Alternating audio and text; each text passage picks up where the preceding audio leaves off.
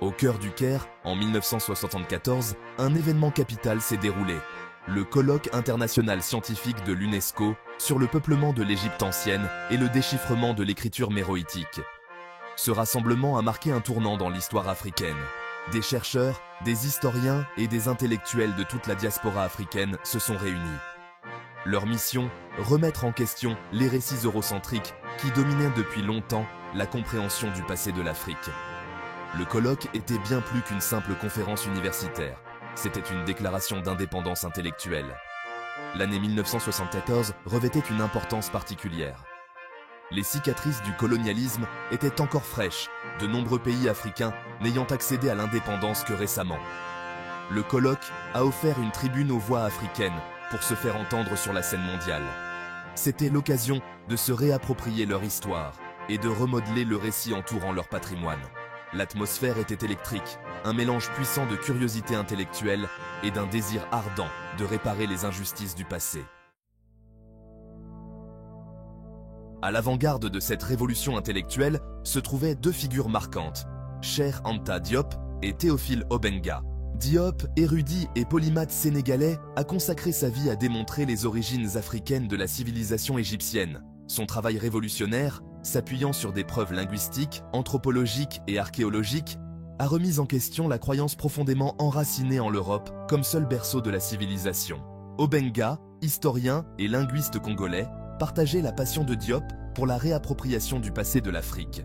Ses recherches portaient sur les civilisations anciennes d'Afrique centrale et leurs liens linguistiques avec l'Égypte ancienne. Ensemble, Diop et Obenga ont présenté un contre-récit puissant à la vision eurocentrique dominante de l'histoire.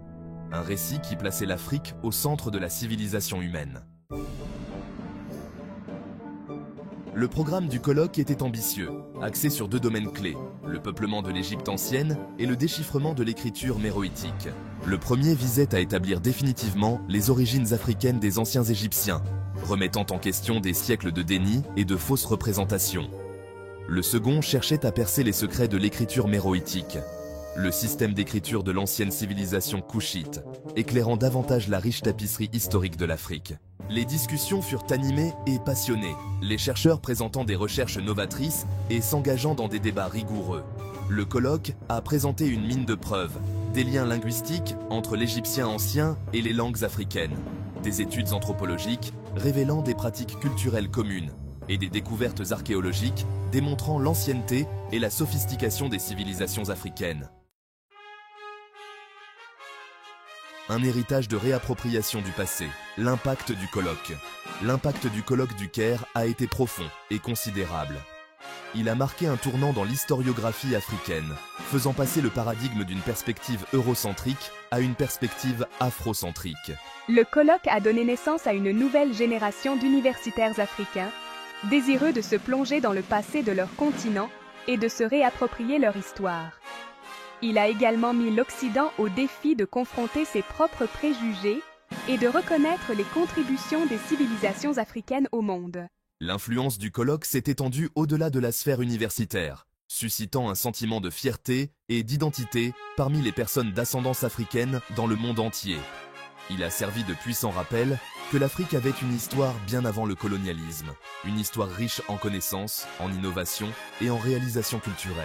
L'héritage du colloque continue de résonner aujourd'hui, alors que de plus en plus de personnes adoptent le véritable récit du passé de l'Afrique. Les échos du Caire, l'influence durable du colloque. Au cours des décennies qui ont suivi le colloque du Caire, le domaine des études africaines a prospéré, les chercheurs continuant à faire de nouvelles découvertes et à remettre en question les anciennes idées reçues. L'esprit d'investigation du colloque et son engagement à placer les voix africaines au centre des débats reste plus pertinent que jamais. Le travail de Diop, Obenga et des autres participants continue d'inspirer, jetant les bases de la recherche et des travaux universitaires en cours. L'héritage du colloque s'étend au-delà du monde universitaire, façonnant la façon dont les personnes d'ascendance africaine se perçoivent elles-mêmes et leur place dans le monde. Le mouvement pour la justice raciale et l'égalité a une dette envers le colloque du Caire, qui a contribué à démanteler le cadre intellectuel du racisme et du colonialisme. Le message du colloque est clair. L'Afrique a une histoire qui mérite d'être racontée, une histoire qui fait partie intégrante de l'histoire de l'humanité.